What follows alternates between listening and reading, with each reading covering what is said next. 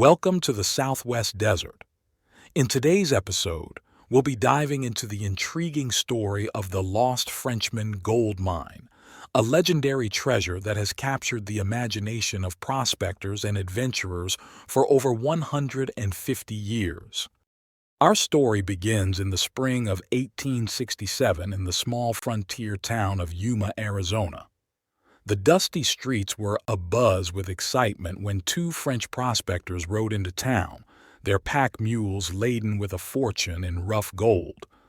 The men unloaded the precious cargo in front of the W.B. Hooper and Company store, revealing chunks of gold that had been hammered out of rusty quartz rock.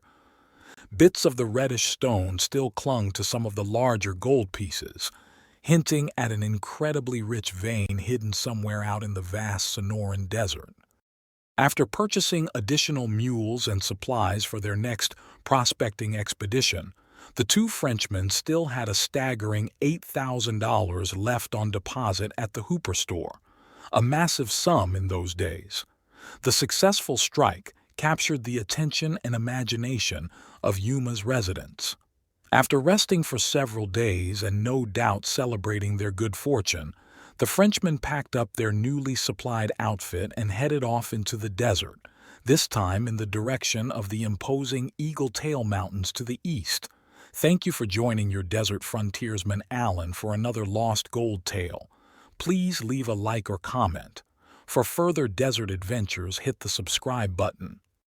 News of the discovery spread like wildfire through the small town.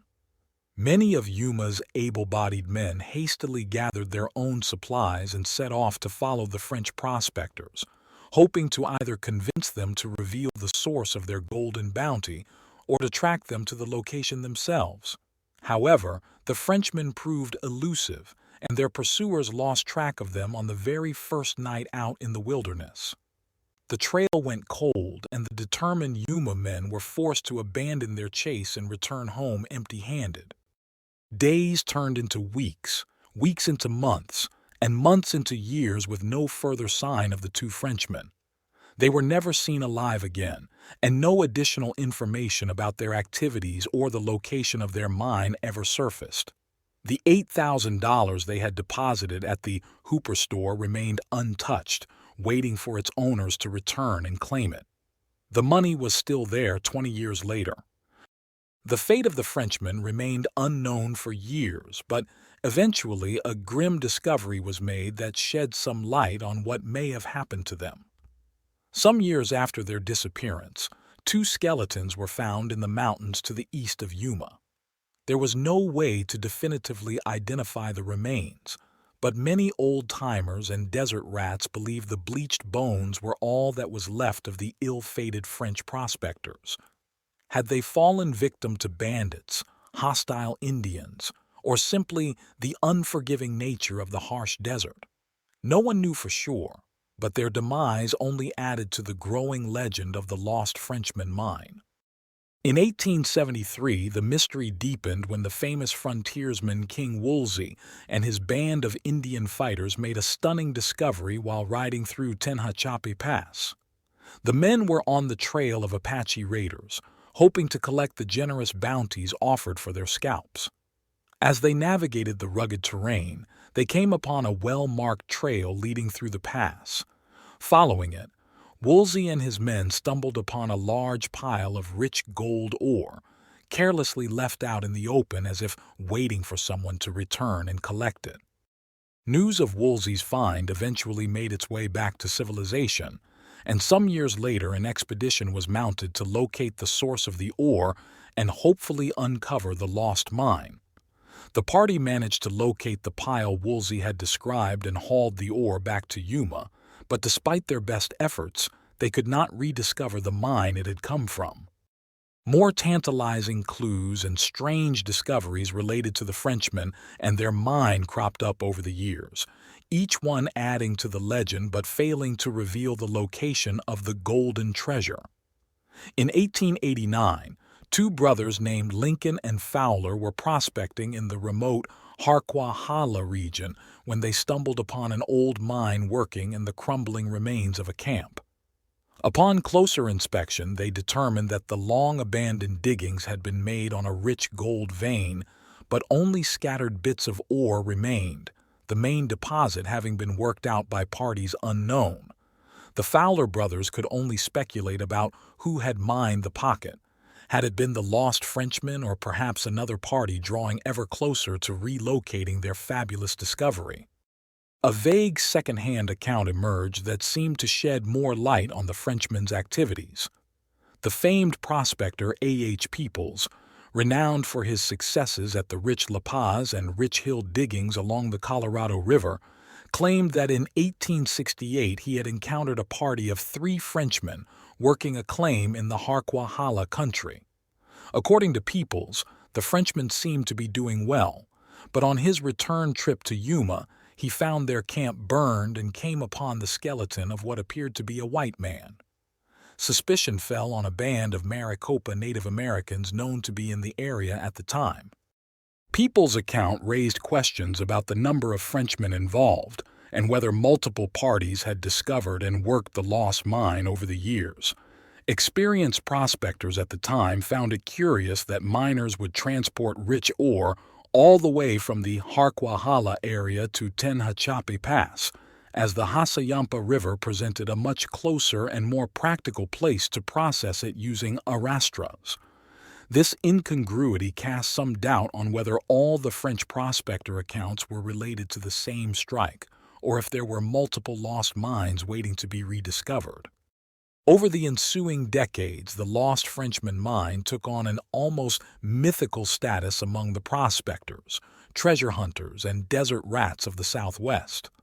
Many men devoted years of their lives to scouring the sun-blasted hills and canyons in search of the golden vein, focusing much of their efforts on the Tehachapi Pass area where Woolsey's men had found the strange pile of high-grade ore.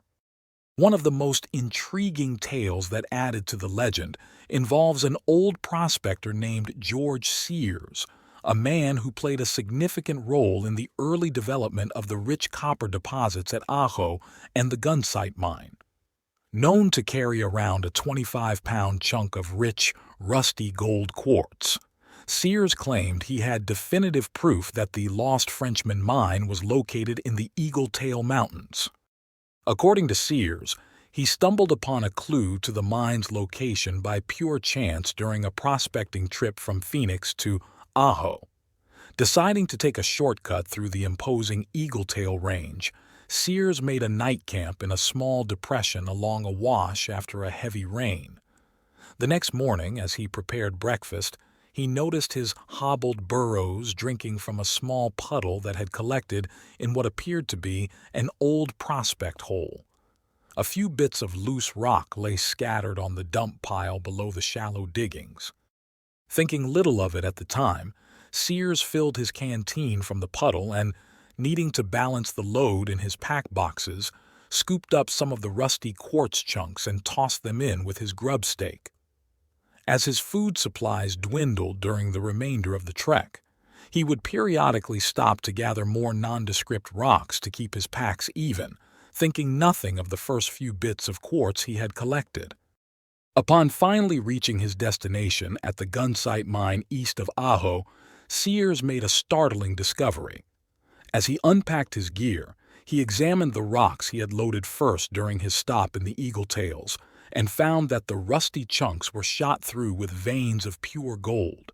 He had unwittingly stumbled upon a surface outcropping of incredibly rich ore, but in the vastness of the desert, he wasn't entirely sure he could retrace his steps and locate the lost prospecting pit. While Sears never found that particular eagle-tail outcrop again, he kept the rich quartz samples as proof of the mountain's golden potential.